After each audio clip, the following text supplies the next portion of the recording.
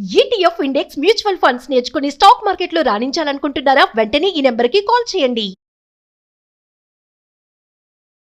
నమస్తే, welcome to Suman TV. నేను పద్మిని. ప్రస్తుతంతో పాటు ప్రముఖ ఆధ్యాత్మికవేత్త, వాస్తు జ్యోతిష పండితులు, లలిత ఉపాసకులు, వాస్తు జ్యోతిష శిక్షణ నిపుణులు బ్రహ్మశ్రీ నానాజీ పట్నాయక్ గారు మనతో పాటు ఉన్నారు. మాట్లాడదాం సార్. నమస్తే సార్. శ్రీమాత్రే నమః.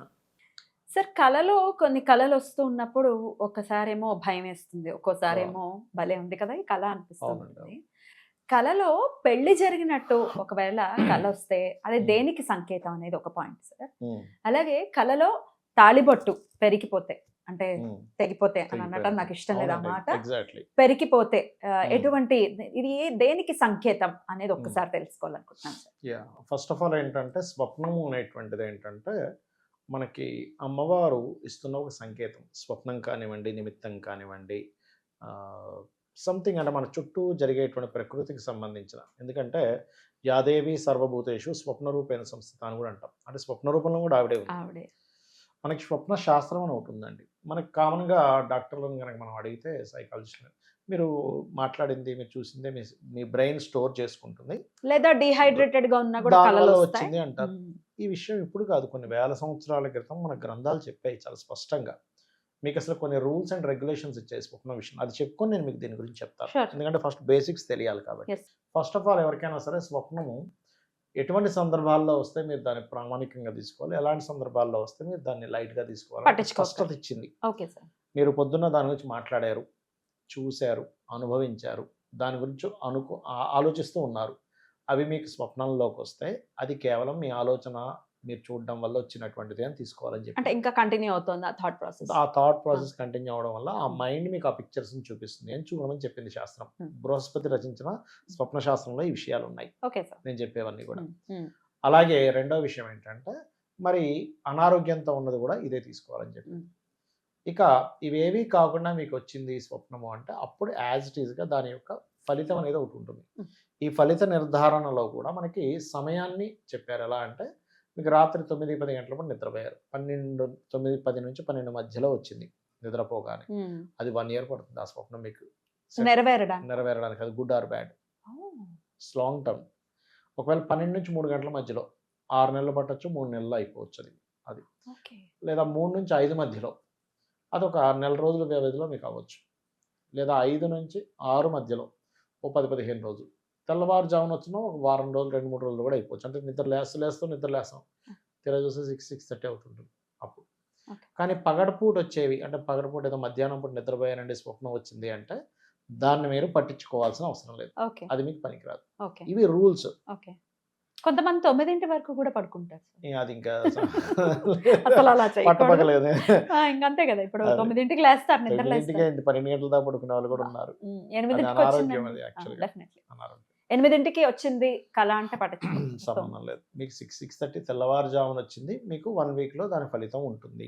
అయితే ఈ ఫలితం విషయంలో, ఈ స్వప్నం వచ్చినప్పుడు చాలా మంది చేసే మిస్టేక్స్ ఏంటంటే, నిద్ర లేవగానే చెప్పేస్తారు. పక్కన చెప్పకూడదు. మంచి కళలైనా చెడు కళైనా చెప్పొద్దని చెప్తుంది శాస్త్రం. ఏం చెప్తుంది అంటే, మీకు మంచి కళ వచ్చినా చెడు కళ వచ్చినా, మీకు అర్ధరాత్రి కూడా వచ్చింది అనుకోండి, ఓ చెడు కళ వచ్చింది, నిద్ర లేచి కాలు చేతులు కడుక్కొని దేవనామస్మరణ చేసుకొని నిద్రపోమని చెప్పింది. ఒక మంచి స్వప్నం వచ్చింది 3 గంటలకు 4 గంటలకు, ఇంక పడుకోకూడదు. ఏమవుతుందంటే, ఇప్పుడు చెడుకలు వచ్చింది, మీరు దైవనామస్మరణ చేసి కాలు చేతులు కడుక్కొని దైవనామస్మరణ చేసుకొని మళ్ళీ నిద్రపోయారు. మంచి కళ వచ్చింది అనుకోండి, ఆ చెడు కళని మీ మంచి కళ తీసేస్తుంది, ఆ దోషాన్ని.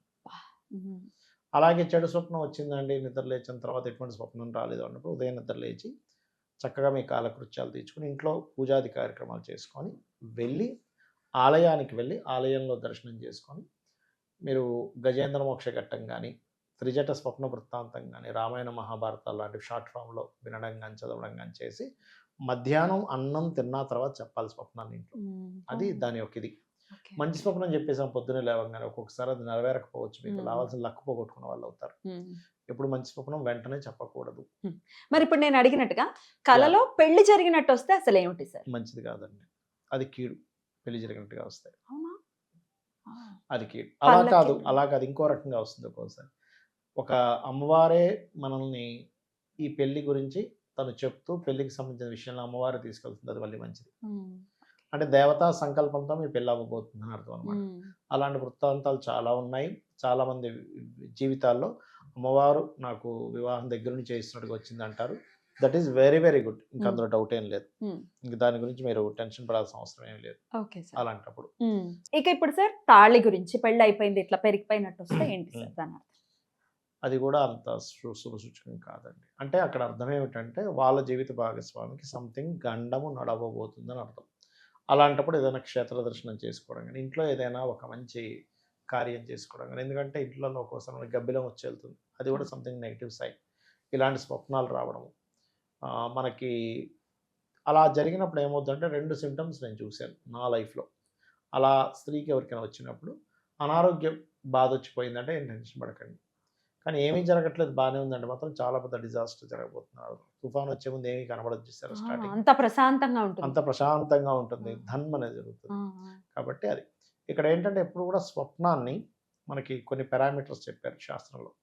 మీకు మీ స్వప్నంలో మీరు ఎలా ఉన్నారు అంటే పెళ్లి మంచిదే కదండి అనొచ్చు, కానీ పెళ్లి విషయంలో అలా చెప్పలే.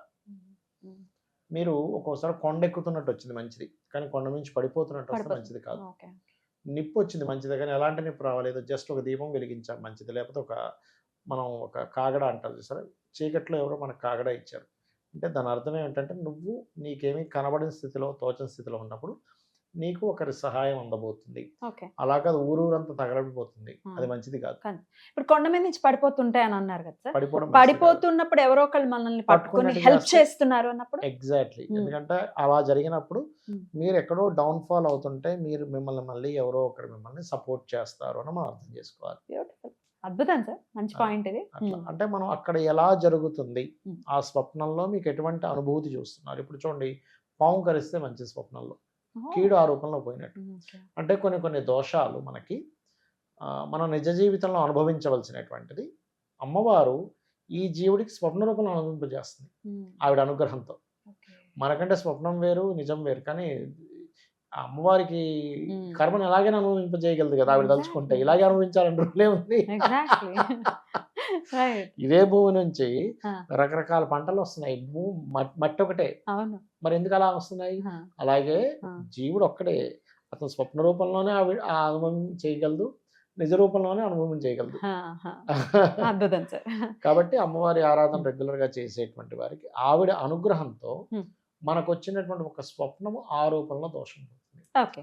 కాకపోతే ఎప్పుడు నేను చాలాసార్లు గమనించాను, చెడు స్వప్నాలు వచ్చినప్పుడు మాత్రం గజేంద్ర మోక్షం ఘట్టం చేసుకుంటే వాళ్ళకి 100% అది జరగట్లేదండి, పోతుంది వెంటనే ఇమ్మీడియట్ గా.